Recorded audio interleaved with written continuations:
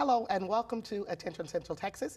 I'm Angela Galbraith, your host. And today we have with us in the studio Sandra Minor. Hello, ladies. Good morning. And Lauren Prouty. Hello, how are you ladies doing this morning? Good. And Happy New Year to you all.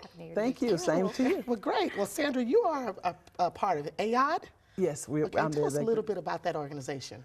AYOD Outreach Center, and AYOD is actually acronyms for Adolescents, Young Adults, Drinking and Driving Outreach Center, and we baby the fact that we cater to the underage drinkers because everyone drink, don't drive, and everybody drive, don't drink. Right. So that's our little mantra because a lot of times, you know, if you say drinking and driving, you get the cliche of saying, well, I gotta be drinking and driving, but no, you young children don't always have license. Right. They're not old enough to drive, but yet they still drink. They still drink. They find a way to do that. Exactly. So AYOD Outreach is a service for the community, and we focus a lot on the community as it relates to preventive services. We provide so you guys both. Are proactive. Yes, we're very proactive, but I mean our specialty is the services, but we really reach out to the proactive of creating preventive services, which is why we're here today, to be another part of the community to help strengthen and do the best we can within the community. How big a problem do you think is that in our area, the underage drinking and driving? Huge. Is it? Huge. Because of the average young person, you know, children go to school in the 6th grade already intoxicated. Really? Really. Okay. And you have to realize too, they can have a water bottle. And in this water bottle, it could be orange juice and vodka. You can't say what's in that bottle for the most part, unless you have suspicious reason, like the alcohol's all over their breath. But yeah, they sit in the classroom just as drunk as a skunk, as I can use that word. And, you know, and so, but those are facts, and that's sad. That is sad. It's not because you can't say, well, the parent let them do it. When a parent leaves for work, what do they take with them if they drink and smoke? They take their cigarettes. Yeah. They can't take the alcohol. Can't take the alcohol, and if it's in the home, readily accessible. Exactly. And the average child, which in this community are military parents, they go out for work long before the child goes to school. 5:30, 6 o'clock in the morning. And what they tell the child, lock up before you leave. Yes, that is true. And so I know mama keep it, or daddy keep it, and let me see what it tastes like. Oh, wow. And next thing you know, by the time they hit juniors and seniors, alcoholics. And so you guys are located right here in our area. Yes. Been here for 7 years. 7 years? Yes. Did not know that. So that's good to know. That's good to know that there's an organization that caters to that need, or to that issue rather. Yes, yes. And and everything we do for our youth in the community is free. We try to make everything for the youth free, because I don't ever want to see a child saying, I can't do it, and they are the main one that's in need of. Eliminate that excuse, the financial burden. Yes, and the community have been really awesome in supporting us on our events. You know, that's why we have Ms. Laura here with us today. Even the training that we're going to be doing on January the 19th is free. Knowledge is a powerful thing. Yes. And it affects your actions. If you know differently, a lot of times you may not do it as much, or you won't do it at all. Well, when you know better, you do better. Yes. Knowledge is power, Knowledge indeed. is power. Yes, for real. Yes. And so Lauren, and you're with the Central Texas Advisory Council. Yes, ma'am. And you're here to talk to us about Stop the Bleed. Stop the Bleed, Okay, yes, ma'am. That's an interesting It topic. is, and it was kind of a shock when it first came out. Yeah. But after the 2011 Sandy Hook shooting, when all of those children, And that's with the elementary school. Yes, ma'am.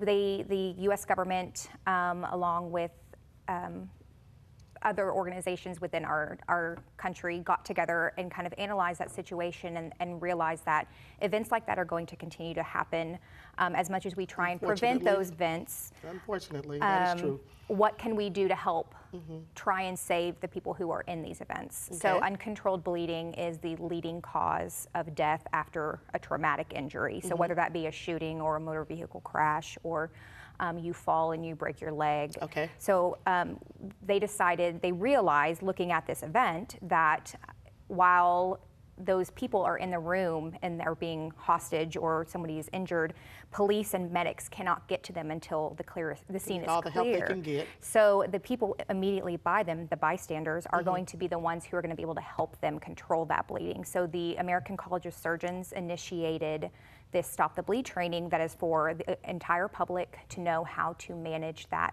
uncontrolled bleeding in any situation, whether it be the unfortunate mass shooting or you cut yourself in the kitchen and you need to stop the bleeding and get to the hospital. Okay, so what is that? A training on tourniquets or? It is. So we do a little bit of, we like to focus on quick reactions, things that you can do, muscle memory. We really emphasize it's not just the mass casualties that we're all afraid that could happen. It's also if you're in a car accident, if you're working on heavy machinery and you get cut. There's even things just random accidents. Random accident, everyday things. Everyday things, and that's what we really want people to understand is that it's not just not just knowledge for a mass shooting, it's knowledge for every day. Yes, yes. And so what we do is we educate them on pressure application, how to properly, actually first we properly identify life-threatening bleeding.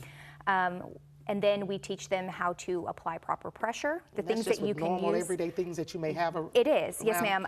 And we actually Stop the Bleed have these shirts that say this shirt can save a life. Okay, and that's a shirt. Exactly, and it's just teaching people it's okay if you don't have all of these high advanced technological things that you think you might need. You won't. Take off somebody's shirt and use that and apply pressure, pack a wound. And then in the case that we would like to kind of get the nation in the habit of having access to tourniquets. So we do teach them military and government, American College of Surgeons approved tourniquet application. And just really teaching them that for $30, $35, you can have one of these with you and potentially save a life. Yeah, that's a bargain as it relates to saving a life. Yes, yes. And in most cases like that, seconds count. I mean, yes. Seconds count. You can bleed out, you can bleed to death in 3 to 5 minutes. Oh, wow. So having that immediate bystander right next to you, or even yourself, understanding how you can take control of that, it really is life-saving. Okay, so where and when is the training? So the training is going to be January 19th. Okay. It's going to be January 19th, and we're going to host it at the Killeen Community Center. It's going to be from 9 to 11. And training normally lasts about an hour or more. Oh, wow, maybe about that's an hour, a hour and a half. hour. Yes. But when you walk away from there, your mindset will be totally different. And again, this is free, so we really That's the magic price. It is. Yeah, it is. Free. And we really want the support of the community to reach out, give us a call and say, hey, I think this hour is beyond the time well needed and well spent to come out and participate and equip ourselves better than what we're doing now. This thing about it can't happen to me, And that's we an old foolishly believe cliche. that. We do. Yeah. Until it happens to us. Yeah, that's so old and numb. We have to stop thinking that way. It can happen to you. You're not that special that it can't. So I was sitting there watching the show and how it actually birthed, and I was watching the show, and it just hit me. What are we doing in this community? How are we equipping not just the children, but the adults? Like you said, for teachers goes into it's locked into a building, a mall, or an outdoor event. There are adults there too, and they don't know, I don't know. So I'm like, what are we doing? What are we doing to better equip ourselves in a situation? And it doesn't have to be mass. So with that thought, we started doing some research, and I had a young lady to research what's available here to get properly taught. Right. And that's how we came upon the RAC. And they reached out, and willingly and excitedly, we found out that they are not just ones and twos, but they are huge in Belton and Temple. Okay. Huge in schools districts Well, and we things need it like here that in nature. Killeen. Exactly. So if those children know how to do it, we're going to have to know how to do it too. Well, actually, Killeen and beyond. It needs to be a nationwide teaching. Yes. Because, she just said, it's not necessarily just for school shootings, just for everyday life. Exactly. Things happen, and we foolishly believe this can never happen to us or whatever the case. But you don't have to be doing anything wrong. You don't even have to put yourself in a negative environment for this type of things to happen. And the thing about it is that, oh, I know, just put up this tie. No, there are a proper way to do it, because if you're not, and this is not my expertise, but I'm just kind of thinking along the line, but there is an actual skill and technique to make it work effectively. Yeah. And so when we had this, oh, just tie a rag on. No, you don't, we don't, Right. So, again, we have to start paying attention. When I decided to host this training, a few weeks later, we just had a situation in Temple. Oh, wow. We met with the young man who shot the mother, the grandmother, and then the 5-year-old child and himself. I saw that. Yeah. So if on the news, and it's getting closer and closer to home. And as a matter of fact, we've already had it before here on Fort Hood.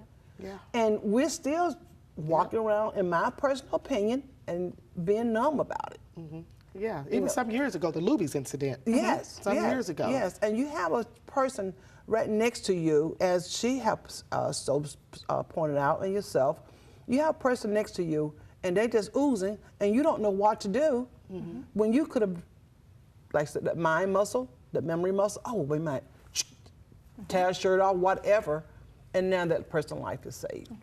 Because now you're not afraid, and you know what exactly to do to stop and save and make a difference. Right. First of all, being, like as Lauren said, being able to identify a life-threatening Situation. Yes, yes. And so if you're sitting here and you're asking yourself, as I am, anybody in our viewing audience, you're asking yourself, as I am, if you're in a situation like this, would you know what to do? Exactly. And I'm not sure that I would know what to do. So if you're asking that yourself that question and you're doubting, you need to be in this training. Yes, exactly. And again, just call the center and say, hey, I want to attend this training. Again, that hour to spend sitting around playing a game, on the phone, Facebooking, whatever, take that hour, and the community center is a central location for most people in this community. Yes. It's an easy drive. And just come in and equip yourself with knowledge. Is that the one on veterans? It's Veteran Memorial and W.S. Jones. Yeah, The community center, yes. And just come and make a difference for yourself. For others. Yeah. Yes. And It's you, life-changing, life-saving. Yes. And let's pay attention to our environment. Let's pay attention to the proper probabilities that we could encounter or endure and not even know it. And now here we are. What do I do? My grandson said, "Which way do we go, George?" Is that what I do now? What I do now? So instead of having that mentality, oh my God, I'm oozing, they're bleeding, they're shot, whatever. I know what to do because I took an hour out of my time. Yes. And I learned something. Well, that's exactly what we need to do. And which way do we go, George? To the community center on January 19th. That's right. I want to thank you, ladies, for coming and sharing with us. Thank you. And I want to thank you for your important work and your important work in the community. Thank you. Thank you, our viewing audience. Tune in next time.